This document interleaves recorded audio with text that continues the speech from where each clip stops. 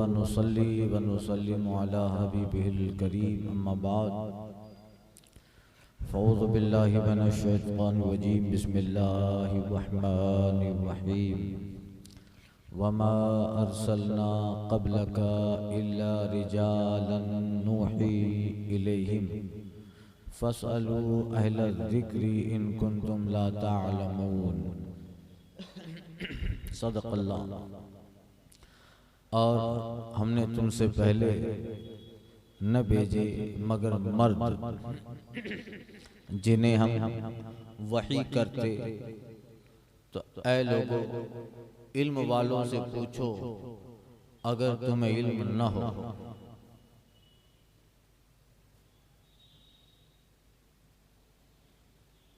यहाँ से एक बयान शुरू होता है। सूरे अंबिया के जो मज़ामीन जिक्र किए थे उनमें से एक मज़मून ये भी था जो अल्लाह ने जिक्र फरमाया अंबियाई किराम के ताल्लुक से जो मुशरिकीन ने गलत सोच बना के रखी थी कि नबी खाना न खाए, नबी बाजार न जाए। अब इस आयत करीमा में बताया जाता है कि अल्लाह ने जिन शख्सियात को, जिन ज़वात क़ुद्सिया को नबूवत के लिए चुन लिया, नबी और रसूल बनाया, कौन होते, कैसे होते। तो यहाँ कुफ़ार मक्का के साबिक़ा कलाम का रद्द किया जा रहा है। जिनकी एक जमात ये सोच रही थी कि अंबियाई किराम का बशरी सूरत में ज़हूर ये नबूवत के मनाफी है, उसका रद्द है कि अंबियाई किराम अगर बशरी सूरत में तशरीफ फरमा हो तो ये नबूवत और रिसालत के मनाफी नहीं है। क्योंकि नबी सल्लल्लाहु अलैहि वसल्लम से पहले भी ऐसा हो रहा है। फरमाया वमा अरसलना क़ब्लका, ऐ महबूब हमने तुमसे पहले जो भेजे।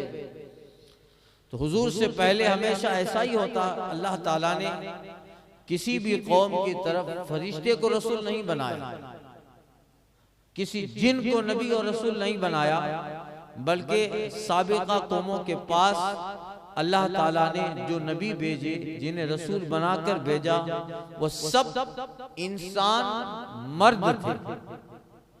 इंसानों से भी अल्लाह ने खास मर्दों को नबूवत के लिए चुन लिया। उनकी तरफ अल्लाह ताला की जानिब से फरिश्तों के जरिया अहकाम वगैरह की वही की जाती। नूही इलैहिम, हम उनकी तरफ वही करते हैं। तो फरिश्ते के जरिया अल्लाह का कलाम उतरता। तो जब अल्लाह का दस्तूर यही है कि आपसे पहले भी जिन लोगों को अल्लाह ताला ने मकाम नबूवत पे सरफराज फरमाया वो सब इंसान मर्द थे, तो मेरा महबूब सल्लल्लाहु अलैहि वसल्लम भी इंसान मर्द है, इन्हें भी नबूवत और रिसालत से सरफराज किया। तो यही है। तो हुजूर के बसरी सूरत पर ऐतराज के साथ किसी औरत को नबी नहीं बनाया। इस्लाम में कुछ ओहदे ऐसे हैं कि जिनसे औरत को अलग रखा गया। औरत काजी नहीं बन सकती, इस्लाम में औरत जज नहीं बन सकती। मर्द की जिन्स के मुकाबले में जिन्स से औरत की अक्ल नाकिस है, और मर्द के मुकाबले में वो जल्द इमोशनल हो जाती है। तो कोई रो के फैसला लेने आएगा तो उसी के रो पर ही फैसला कर देंगे।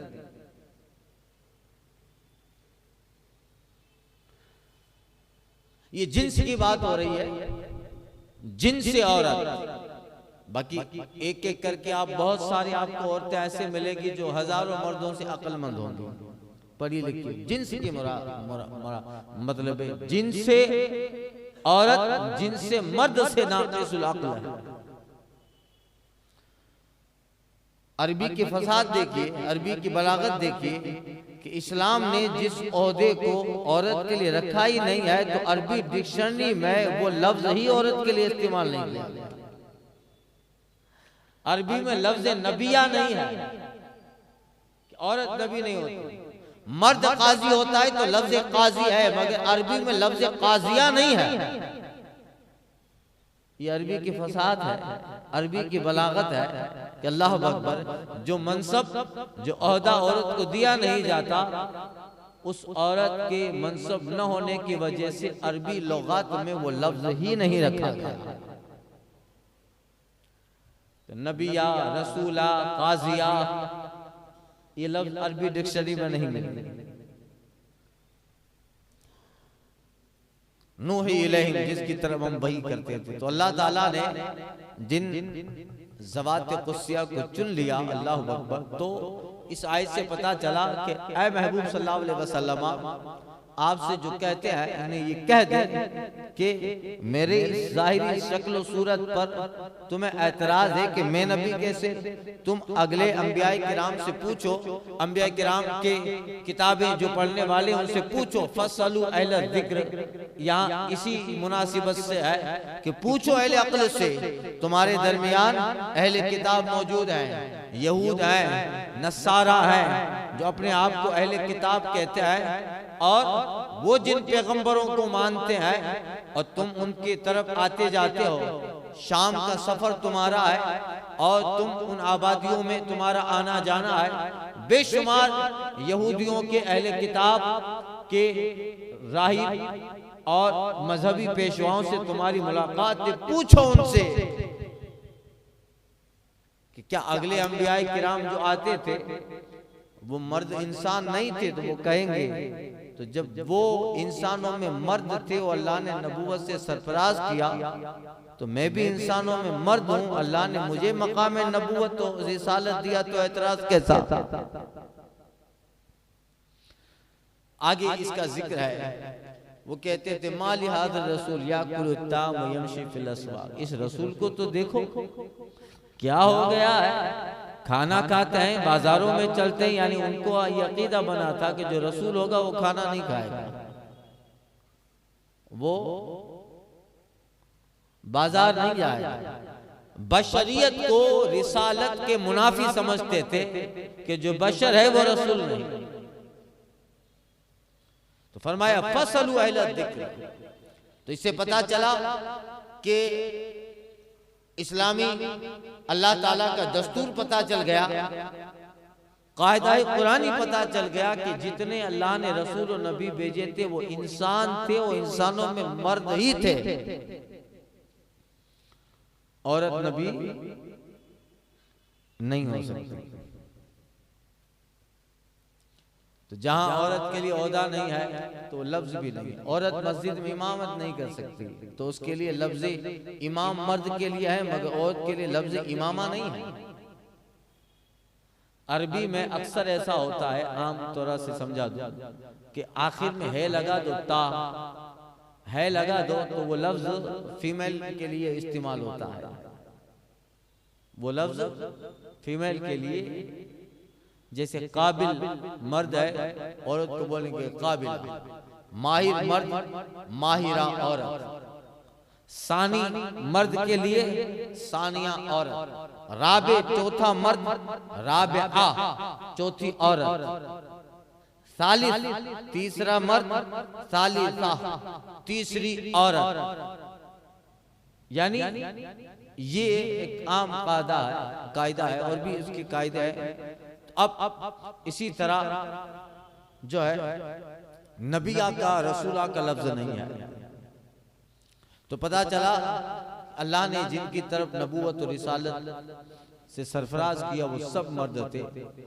औरत नबी, मुसलिमा कज़्ज़ाब के जमाने में एक औरत ने भी नबूवत का दावा किया था। तो बेशुमार लोग मुसलिमा कज़्ज़ाब को भी मानने लगे। अरे अभी बिल्कुल करीब में पंजाब का एक इलाका कादियान है, उसमें मिर्जा गुलाम अहमद कादियानी करके खबीसुन नफ्स ने नबूवत का दावा किया था। कभी कहता था मैं नबी हूं, कभी कहता था मैं वो मसीह मऊद हूँ जिसका जिक्र हदीस में आया है कि जनाब ईसा मसीह मऊद है, वो आएंगे, ईसा बिन मरियम मैं हूँ।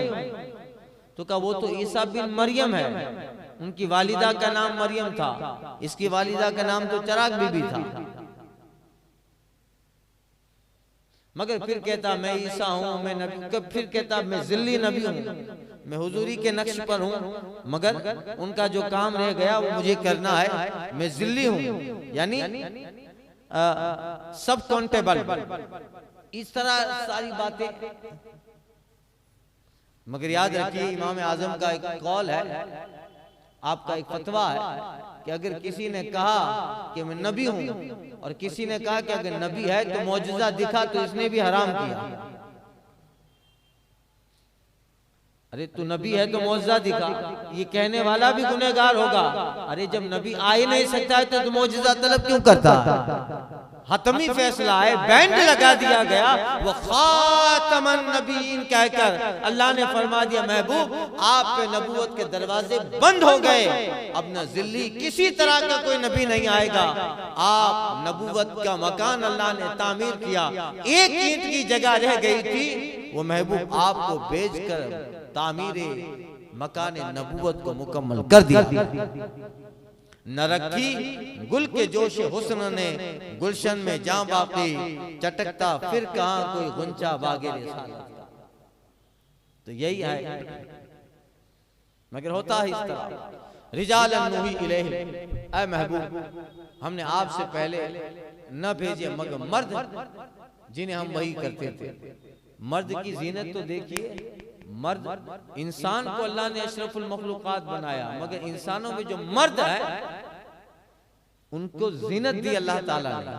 नबूवत मर्दों में, रिसालत मर्दों में, क़ज़ा का ओहदा मर्दों में, इमामत का ओहदा मर्दों में, बादशाहत का ओहदा मर्दों में, वजारत का ओहदा मर्दों में, बेशुमार ओहदे, इफ्ताह, ये फैसला, जज, ये सारे ओहदे मर्दों में।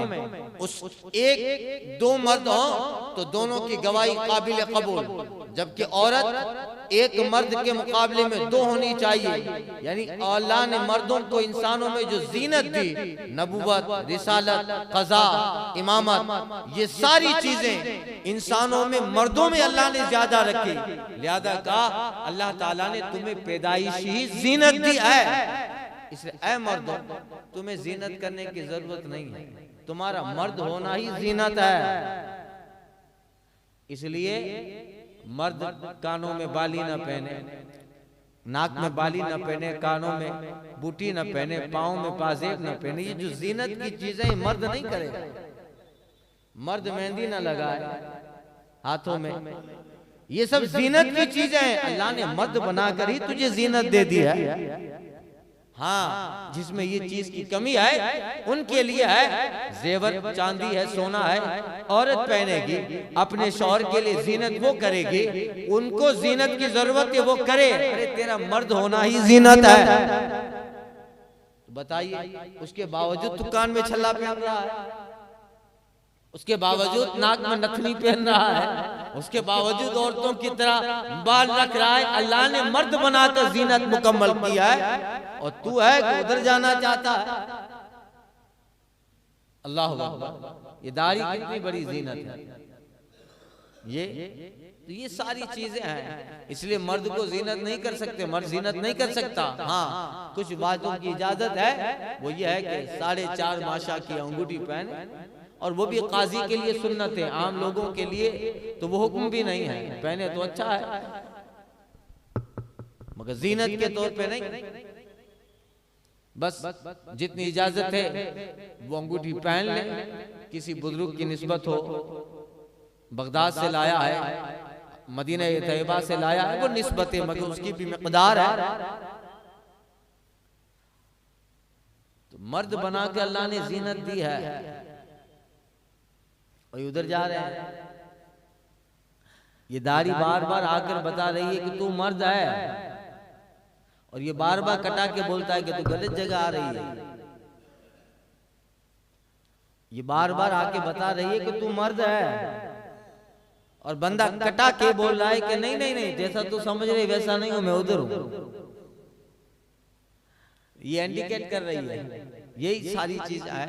तो अल्लाह ने इंसानों में मर्दों को जो मकाम और फजीलत दिया है, अर्रिजाल क़व्वामून अलन निसा, अल्लाह ने जो दाम्पत्य जीवन बयान किया है, इस दीवार की जिंदगी बयान की, फरमाते हैं रिजाल क़व्वामून अलन निसा, अल्लाह ने मर्दों को औरतों पे हाकिमियत अता फरमाई।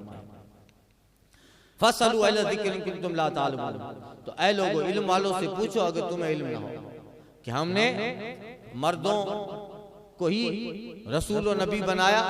ऐ मुशरिकीन मक्का, पूछ लो जाके अहले किताब से मिलना जुलना है, आते जाते हो, और एक ये तर्ज है। और फिर एक उमूमी बात इस आयत करीमा में कि चाहे कोई भी बात हो, ऐ लोगों अगर तुम नहीं जानते तो जानने वाले से पूछो, जब तुम पूछोगे तो तुम्हारा इल्म मुकम्मल होगा और तुम्हारी मालूमात तुम्हारे अकायद और आमाल को दुरुस्त कर देगी। तो इस आयत में न जानने वाले को जानने वाले से पूछने को, फसलू अहल ज़िक्र, अहले इल्म से पूछो। याद रखिए पूछना अहले इल्म से है, पूछना। अब जो इंजीनियर है, चाहे वो मिर्जा इंजीनियर की शक्ल में हो या किसी की शक्ल में, अब इंजीनियर से आप कुरान का मसला पूछेंगे तो वो कैसे बताएगा? वो नॉलेजेबल पर्सन हो सकता है, अहले इल्म नहीं होगा। देखिए मालूमात अलग चीज है, इल्म अलग है। आप कंप्यूटर को तोड़ के नया पुर्जा बना दो, बंदा प्लेन बना रहा है, कंप्यूटर मोबाइल बना रहा है, ये मालूमात है। दुनिया में क्या हो रहा है, क्या नहीं हो रहा है, क्या होगा, वो सारा अपना डेटा निकाल लेता है, ये मालूमात है। इल्म नहीं है, मगर कुरान जानेगा, हदीस जानेगा, फिक़ह जानेगा, अल्लाह उसके रसूल ने कुरान के हवाले से क्या बताया है। इल्म कुरान और इल्म हदीस ये इल्म है, बाकी मालूमात है, जस्ट नॉलेज, सिर्फ नॉलेज है। बहुत आपको नॉलेज वाले मिलेंगे। जेम्स बर्नार्ड शॉ के पास भी बहुत नॉलेज था। माइकल हार्ट जिसने बहुत सारी किताबें लिखी, बहुत जानता था, डॉक्टर भी था। जॉर्ज बर्नार्ड शॉ सब नॉलेजेबल थे, मगर आप कहोगे कि वो अहले इल्म थे, वो आलिम थे? नहीं, इल्म वो चीज है, आला हज़रत सरकार ने तारीफ लिखी है कि इल्म एक ऐसी चीज है जिसको नूर कहा गया। इल्म नूर है और जिसके दायरे में जो भी आ जाए वो नूर उसे भी मुनव्वर कर। इल्म नूर का नाम है। इमाम शाफई रहमतुल्लाह ताला अलैह के उस्ताद हज़रत वकी फरमाते हैं इन्नल इल्म नूरुन व नूरु ला युता लिल आसी।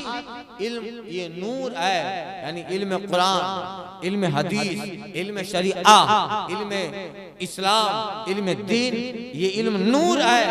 और याद रखिए ये नूर गुनहगार को नहीं मिलता। जब गुनहगार को नहीं मिलता तो काफिर को कैसे मिलेगा, तो मुर्तद को कैसे मिलेगा? तो इससे मुराद आए लोगों, अगर आयत में फरमाया गया कि न जानने वाले को जानने वाले से पूछे, क्योंकि नावाकिफ के लिए उसके अलावा कोई चारा ही नहीं। नावाकिफ के लिए इसके सिवा कोई चारा ही नहीं कि वाकिफ से दरियाफ्त करे। और जहालत के मर्ज का एक यही इलाज है। जहालत की बीमारी का इलाज सिर्फ पूछना है। जाहिल है, नहीं जानता, पूछ। अगर नहीं पूछा और जहालत में कुछ बोल दिया तो जहालत बालाई जहालत होगी। एक तो जाहिल था, ऊपर से बात बोल दी,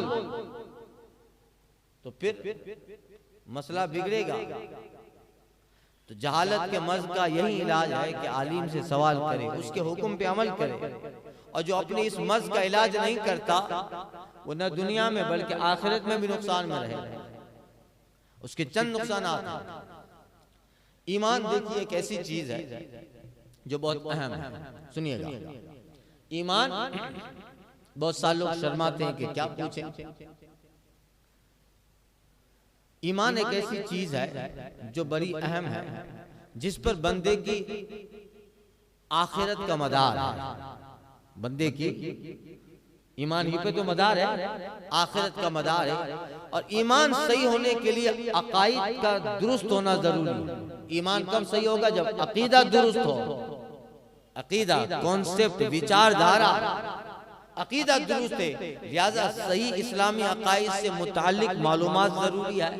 जब अकीदे के ताल्लुक से मालूमात ही नहीं होगी तो ईमान कैसे सही होगा? और जब ईमान ही सही नहीं होगा तो बगैर ईमान के अमल कैसा?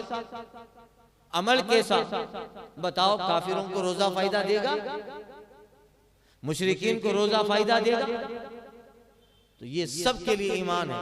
अब जिसे इन अकायद की मालूमात नहीं, जिन पर बंदे का ईमान दुरुस्त होने का मदार है, तो वो अपने गुमान में ये समझ रहा है कि मेरा ईमान सही है, लेकिन हकीकत में उसके बरअक्स भी हो सकता है।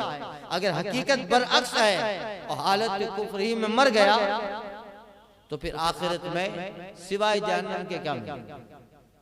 सिवाय जहन्नम। इसलिए कि अकीदा मेन था, उसने अकीदे की मालूमात नहीं की। और जब अकीदा ही सही नहीं था तो ईमान कैसे सही होगा? और जब ईमान ही सही नहीं हुआ तो हालत कुफ्र में वो हजारों तहज्जुद पढ़ता रहे, कुछ फायदा ही नहीं। फर्ज और वाजिब, फर्ज वाजिब दीगर इबादत, इनको शरई तौर पे अदा करना जरूरी है। नमाज है, रोजा है, ज़कात है, हज है, इसलिए उनके शरई तरीके, उसकी मालूमात भी जरूरी है और इसके लिए पूछना जरूरी है। अब जिसे इबादत के शरई तरीके और उसके मुतालिक दीगर जरूरी चीजों की मालूमात ही ना हो और वो किसी आलिम से इन इबादत के सही होने का ढंग ही न सीखे कि नमाज कैसे करूं, हज पे जाना है, हज कैसे सही करूं, ज़कात कैसे दूं, किसी साहिब इल्म से, अहले इल्म से उसके ताल्लुक से पूछा ही नहीं तो मशक्कत उठाने के सिवा उससे कुछ हासिल नहीं होगा। जैसे नमाज के दुरुस्त और काबिल कबूल होने के लिए तहारत जरूरी है। नमाज के लिए शर्त क्या है? तहारत है, और तहारत एक बुनियादी शर्त है। नमाज की बुनियादी शर्त तहारत है। अब जिसकी तहारत सही ना हो वो है ही नापाक, वो गुस्ल ही सही नहीं किया है, उसे पता ही नहीं कि गुस्ल के लिए किस पानी का इस्तेमाल किया जाए, गुस्ल का तरीका क्या है, उसे गुस्ल के लिए पानी ही का पता नहीं है। और जिस पानी से उसने गुस्ल किया है वो माए मुस्तमल था, या ये कि अगर माए मुस्तमल नहीं था तो उसने गुस्ल ही सही नहीं किया कि जिस तरीके का इस्लामी तरीका जो गुस्ल का है कि कोई वाजिब न छूटने पाए, उससे गुस्ल ही नहीं किया तो उसकी वो बुनियादी शर्त ही खत्म है। तो अब जिसकी तारत ही सही ना हो तो वो अगरचे बस तहज्जुद की नमाज पढ़ता रहे, पाबंदी के साथ 5 वक्त की नमाज जमात से अदा करता रहे, सारी नवाफिल में मसरूफ रहे, उसकी ये तमाम इबादतें रायगा है और वो उनके सवाब से बिल्कुल महरूम है। इसलिए कि जो चीज शर्त है, शर्त ही को तूने छोड़ डाला, शर्त ही को, बुनियाद ही खत्म है। तो बताओ बगैर बुनियाद की इमारत कैसे टिकेगी? तो यही है। तो ये किससे मिलेगी? फसलू अहले ज़िक्र, ऐ लोगो अगर ये नहीं जानते तो अहले इल्म से पूछो इसके ताल्लुक से। और सिर्फ दुनिया दीनी मैटर ही नहीं, न पूछने का नुकसान दुनियावी हालात, दुनियावी मामलात में भी है। कारोबारी, मुआशरती, अपनी इज़्दिवाजी जिंदगी, कपल लाइफ, उसके भी बहुत सारे मामलात ऐसे हैं जिनके लिए शरीयत ने कुछ उसूल बयान किए हैं, कवानीन मुकर्रर किए हैं, और उन्हीं उसूलों पर उन मामलात के हलाल हराम होने का मदार है। और जिसे उन उसूल और कवानीन की मालूमात न हो, न वो किसी से उनके बारे में मालूमात हासिल करे तो हलाल की बजाय हराम में मुब्तला होगा। और हराम में मुब्तला होना ये खुद को अल्लाह ताला के अजाब का हकदार ठहरा देना है। इसीलिए इस्लाम ने तिजारत के उसूल बताए हैं। बाहरी शरीयत के दर्स में वो आएगा तो दर्स बाहरी शरीयत में जब तिजारत का जो बयान है वो जब आप सुनेंगे तो आपको एक बात तो पता चलेगी कि शायद आबादी में 100 आदमी में से 2 आदमी ऐसे होंगे जो इस तरीके पर तिजारत करते हैं। वो इंशाअल्लाह दर्स बाहरी शरीयत में कुछ दिनों के बाद वो दर्स शुरू होगा। तो यही है फसलू अहल ज़िक्र इन कुंतुम ला तालमून। लोगों पूछो, जब तक पूछोगे नहीं तुम्हारी इबादत, तुम्हारे ईमान तक सही ना होंगे, अकाईद, तुम्हारी खुद की निजी जिंदगी सही ना होगी, हुकूक सही अदा न कर पाओगे, तुम्हारी तिजारत और माशरती जिंदगी सही ना होगी। इन सब के लिए जरूरी है फसलू अहल ज़िक्र, अहले इल्म से पूछो ताकि इबादत सही हो, अमल सही हो, अकाईद सही हो और तुम्हारी तिजारत तो जिंदगी के मामला सही हो। जैसे पूछोगे इल्म बढ़ेगा और जब इल्म आएगा तो सही जोर पे चलने का ढंग और रास्ता भी मालूम होगा। यही है,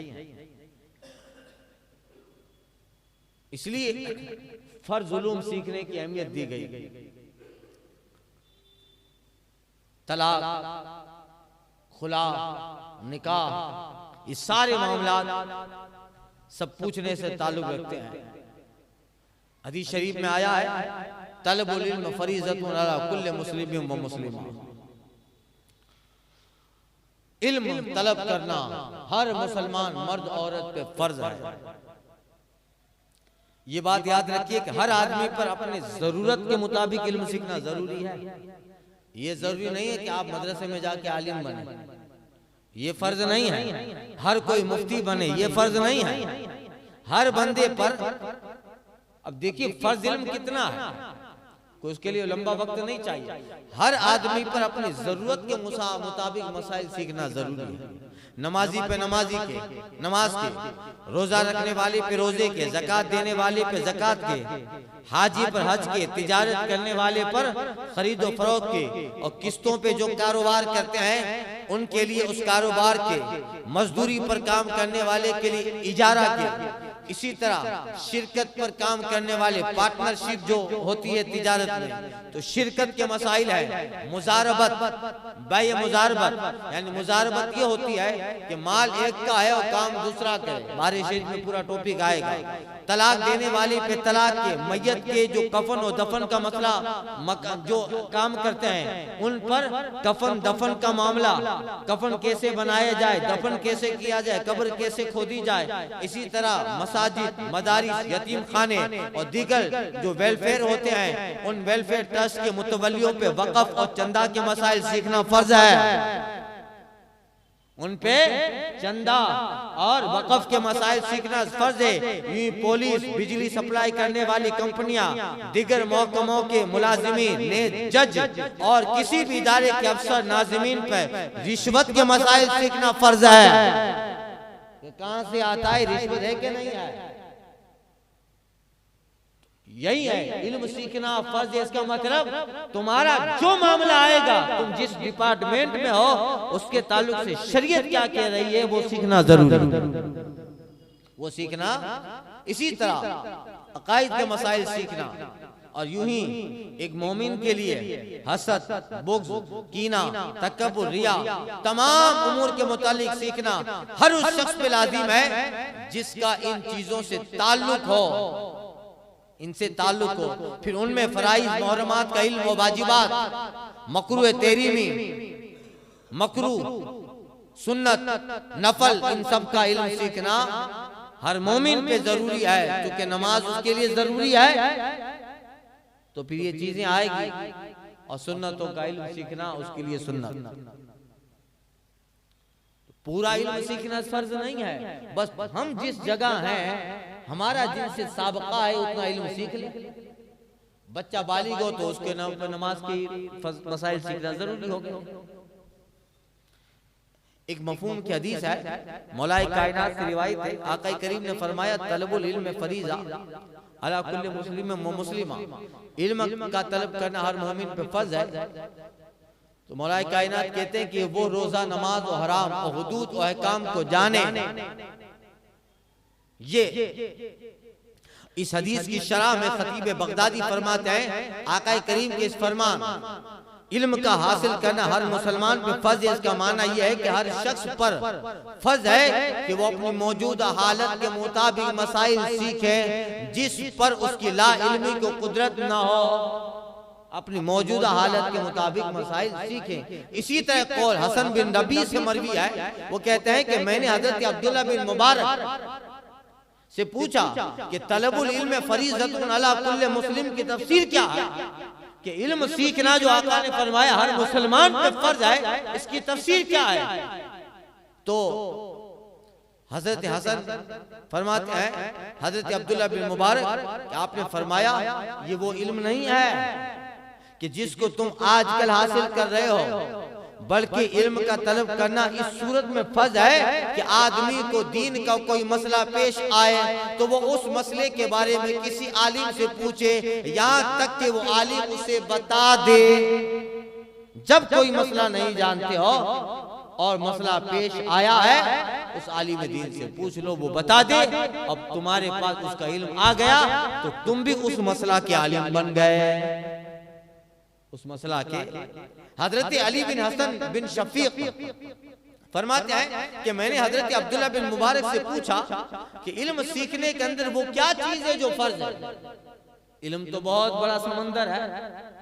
तो कहते हैं कि मैंने अब्दुल्ला बिन मुबारक से पूछा कि इल्म सीखने में क्या चीज फर्ज है, वो क्या चीज है जो लोगों पे फर्ज? आपने फरमाया वो ये है कि आदमी किसी काम की तरफ कदम न उठाए जब तक उसके बारे में सवाल न कर ले। आदमी किसी चीज की तरफ कदम न उठाए जब तक उसके बारे में सवाल करके उसका हुक्म न सीख ले। ये वो इल्म है जिसका सीखना लोगों पर वाजिब है। फिर अपने इस कलाम की तफसीर करते हुए हजरत अब्दुल्ला बिन मुबारक फरमाते हैं, अगर किसी बंदे के पास माल न हो तो उस पर ज़कात के मसाइल सीखना वाजिब नहीं है। अरे वो फकीर है, वो ज़कात के मसाइल सीख के क्या करेगा भाई? उसको निकालनी ही नहीं है। तो अपने इस कौल की तफसीर करते हुए अब्दुल्ला बिन मुबारक फरमाते हैं कि अगर किसी बंदे के पास माल न हो तो उस पर वाजिब नहीं है कि ज़कात के मसाइल सीखे, बल्कि जब उसके पास 200 दिरहम 52.5 तोला चांदी या 7.5 तोला सोना आ जाए, जब ये माल इसके पास आ गया तो अब उस पे ज़कात के मसाइल सीखना जरूरी हो गया। उस पे ज़कात के मसाइल सीखना जरूरी हो गया कि अब ज़कात वो कितनी निकाले, कब निकाले, कहाँ निकाले। इसी तरह तमाम चीजों का काम है, जब कोई चीज पेश आएगी तो उसकी जरूरत के मसाइल सीखना भी फर्ज होता जाएगा। अब जिसके पास झोपड़ी में रहता है, अब उसके ऊपर हज के मसाइल सीखना फर्ज नहीं। अरे बेचारा वो खाने के वांदे हज कैसे करेगा? बस उसके ऊपर जो फर्ज है नमाज वगैरह उसकी इल्म सीख ले। तो जब माल नहीं है तो ज़कात के मसाइल सीखना वाजिब नहीं। नाबालिग पर नमाज के मसाइल सीखना वाजिब नहीं। जब नमाज फर्ज होगी तो मसाइल भी फर्ज हो जाएंगे। अब्दुल्ला बिन मुबारक कहते हैं जैसा मामला आता जाएगा वो इल्म फर्ज होता जाएगा। जब तुमने निकाह कर लिया तो अब तलाक के मसाइल सीखना जरूरी हो गया। कभी भी दे सकता है भाई, मामला आ सकते हैं, तो तुझे पता चलना चाहिए कि जब सिचुएशन ऐसी हो तो 1 तलाक दूं, 2 दूं के 3 दूं, क्या करूं, किस तरीके से निभा हो। अब जैसे निकाह हुआ तो तलाक के मसाइल सीखना जरूरी हो गया, वरना नहीं सीखते हैं, जिसका नतीजा क्या हुआ, डायरेक्ट 3 देते हैं। एक गोली से मर सकती है, 3 से क्यों मार रहे हैं? गवर्नमेंट तो हर गोली का हिसाब लेती है सिपाहियों से, कहाँ वेस्ट की? वो उनकी गोलियां तो नोट होती है ना भाई, कितनी लिया, कहाँ इस्तेमाल किया। तो 1 से मर सकती है तो फिर 2 से क्यों, 3 से क्यों मार रहे हैं? फिर परेशान होते हैं। एक साहब आए थे, जी बाबू बड़े पीर जासू मुझे खबर न भी करो चाहिए, इधर पकड़ के, मतलब तुमको पता हो कि ना हो, मगर तुमने 3 तलाक दे दी गुस्से में। का गुस्सा ऐसा था, तुम्हारा दिमाग सही नहीं था, सब मुझे कबूल है, सब तुम्हारी बात सही है, मगर तलाक हो गई। इसलिए कि तलाक हमेशा गुस्से ही में दी जाती है। तलाक के लिए थोड़ा मंडप लगाया जाता है, गजरा पहनाया जाए, मेरी शरीक हयात खुशी से 3 तलाक दे रहा हूँ, इसका ताल्लुक ही यहीं से है। गुस्सा है तो तलाक है। तो अब जब निकाह करेगा तो तलाक के मसाइल सीखना जरूरी हो गया। और 70% केस ऐसे होते हैं कि जिसमें बाद में समाधान की सूरत निकल आती है। सुलह की। जब 3 दे दिया है तब उलमा बताते हैं ला तहिल्लुल्लाह हत्ता तनकिया ज़ौजन गैरा, अब वो लंबी प्रोसीजर करनी पड़ेगी। अभी कल की बात है, कल परसों की बात है, परसों की साहब का फोन आया कि दोनों मस्ती कर रहे थे, कि मस्ती में 3 तलाक दे दी। कल की परसों की बात है। तो क्या कहे, मतलब कितने का 3 दी, बोला उसको बात कराओ, उससे बात करवाए। का क्या बोला, का वही बोला कि चल चल तुझे 3 तलाक दे दिया जा।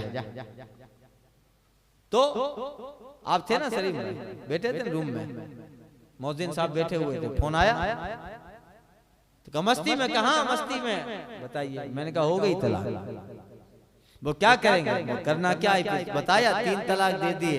अब इद्दत गुजारे, इद्दत के बाद जब मुकम्मल फारिग हो जाए फिर किसी से निकाह करे, उससे कुर्बत होगी, फिर वो तलाक देगा, फिर इद्दत गुजरेगी, फिर इधर आए तो रोने लगा, रोने लगा।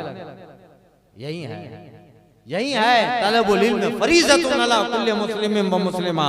जब चंद मसाइल अगर सीख लिए होते आज ये नौबत ना आती, आज ये नौबत न आती। इसलिए जहालत की बीमारी का एक ही इलाज है, वो पूछ लेना या सीख लेना। फसलू अहल ज़िक्र इन कुंतुम ला तालमून। अबू बकर अहमद बिन अली खतीब बगदादी फरमाते हैं हर मुसलमान पर यह वाजिब है कि वो खाने पीने, पहनने, पोशीदा उमूर के मुतालिक चीजों का इल्म हासिल करे। ये तो मसाइल जो थे कि मालदार ज़कात देगा तो सीखे, हाजी हज करेगा तो मसाइल सीखे, मगर इसके अलावा एक मोमिन की अपनी जिंदगी है जिसमें सारे मामलात हैं। तो फरमाया हर मुसलमान पे वाजिब है कि खाना पीना, इसलिए कि खाना मालदार भी खाता है, गरीब भी खाता है,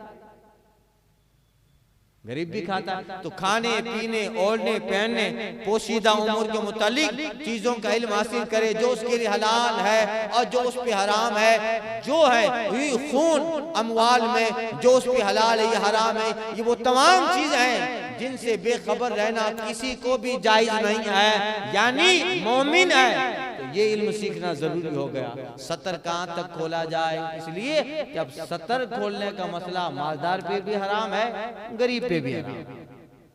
मोमिन है तो फिर ये मसाइल सीख ले, ओढ़ने पहनने के मसाइल सीख ले, ये तो सबके लिए है। तो यही है। और खून और अमवाल में जो चीजें उस पे हलाल हराम है, किससे शादी की जाए, किससे न की जाए, कौन शरीयत में हलाल है, कौन हराम है, इन सारी चीजें। इसी तरह हजरत फरमाते कि इमाम यानी हाकिम वक्त, खतीब बगदादी कहते हैं कि इमाम यानी हाकिम वक्त औरतों के शौहरों को और अपनी कनीज़ों और लौंडियों के आकाओं को मजबूर करे कि उन्हें वो चीजें सिखाएं जिनका हमने जिक्र किया। और हाकिम वक्त में फर्ज है कि लोगों की इस बारे में पकड़ करे और जाहिलों को सिखाने की जमात की तरतीब दे और उनके लिए बैतुल माल के अंदर रिज्क मुकर्रर कर दे। और उलमा पे वाजिब है कि वो जाहिलों को वो चीज सिखाएं जिनसे वो हक और बातिल में फर्क कर सके, फर्क कर सके। हाकिम वक्त पर जरूरी है कि अपने माल से एक जमात तरतीब दे, सबको बुलाओ, सब जाहिलों को बिठाओ और लोगों को मुकर्रर करे कि आलिम उनको सिखाओ। जहालत एक ऐसी बीमारी है कि खुद नहीं डूबेंगे, कभी कभी मुल्क को डुबो के डालेंगे,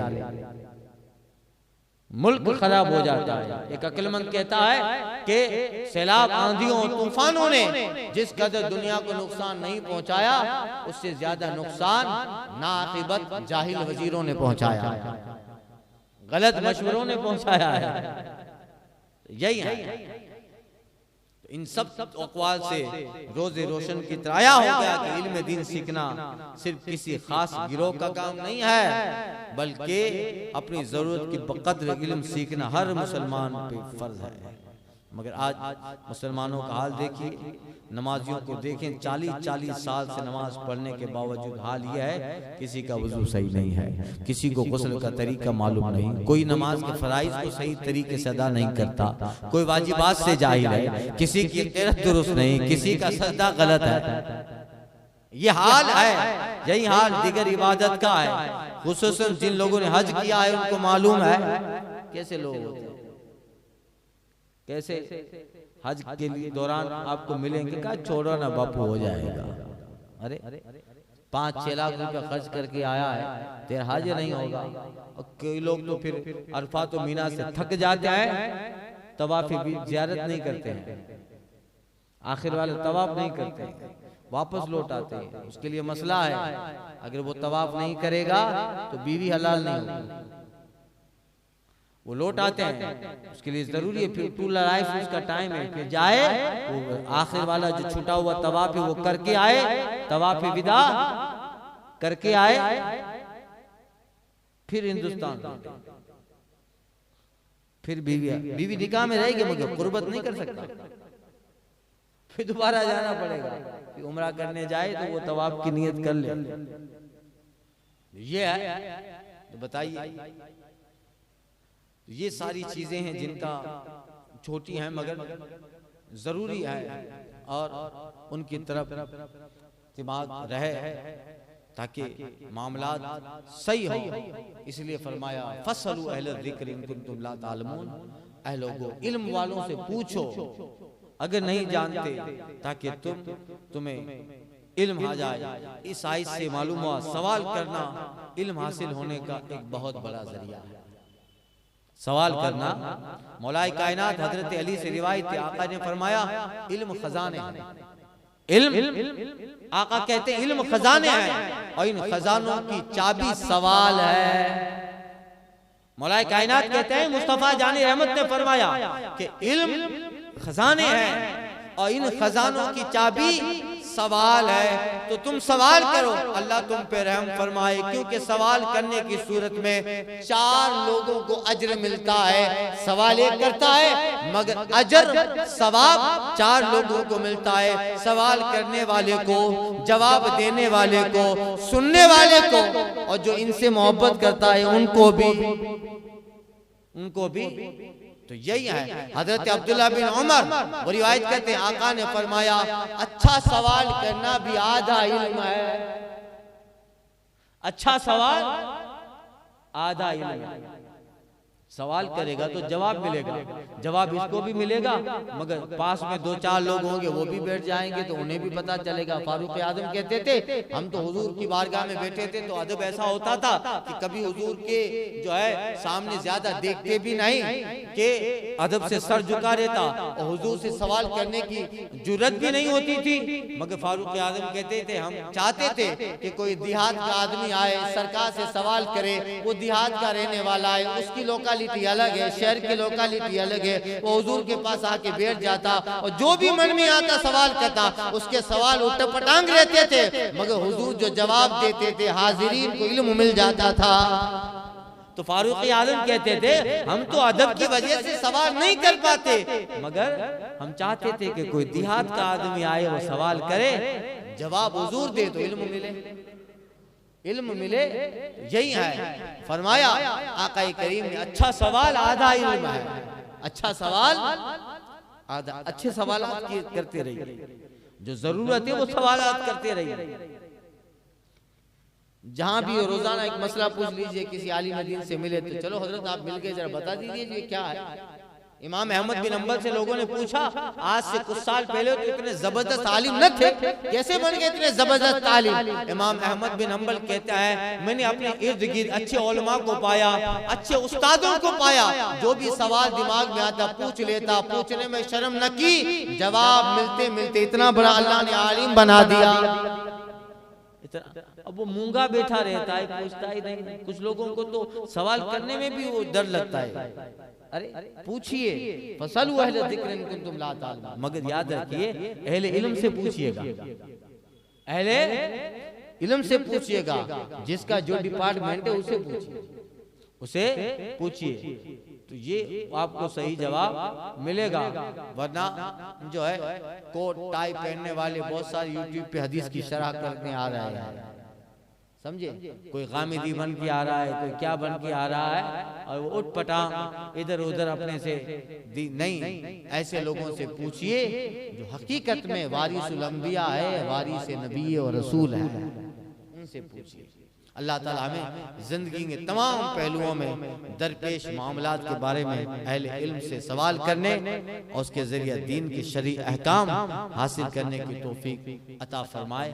आगे वमा जअलनाहुम जसदन ला याकुलूना ताम वमा कानू खालिदीन, और हमने उन्हें खाली बदन न बनाया कि न खाएं और न वो दुनिया में हमेशा रहे। यानी जैसा ये लोग कहते थे महबूब हमने नबियों को जो बनाया खाली बदन नहीं बनाया, नबियों के बदन बनाए, उन्हें भी भूख लगी, वो भी खाना खाएं, उन्हें भी मौत आए, ऐसे ही बनाया। तो भूख, बदन, बशरियत, खाना पीना, मौत, ये नबूवत के मुनाफी नहीं है, नबूवत के मुनाफी नहीं है जैसे कि मुशरिकीन मक्का समझते थे। इसकी डिटेल और इसकी शरह और तफसीर आइंदा के दर्स में अर्ज करता हूँ। अल फातिहा।